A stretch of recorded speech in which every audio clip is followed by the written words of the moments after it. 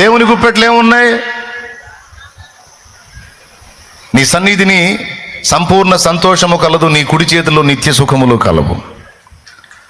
అంటే మానవుని యొక్క ఆత్మ, ప్రాణము, హృదయము వెతుకుతున్న విశ్రాంతి భూ సంబంధమైన వస్తు సామాగ్రిలో ఎందులో లేదు, అది దేవుని గుప్పెట్లో ఉంది. అది దేవుడు మనకు అనుగ్రహిస్తేనే దక్కుతుంది. ఆయన ఇవ్వనిది మానవుడు ఏది కూడా పొందలేడు. ఇది దేవుడు నాకు నేర్పిన పాఠం.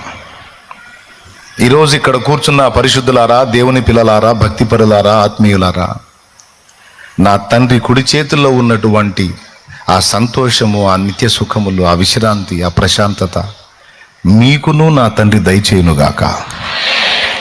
ఆ కృప మీకు కూడా దొరుకునుగాక నేను మనస్ఫూర్తిగా కోరుకుంటున్నాను.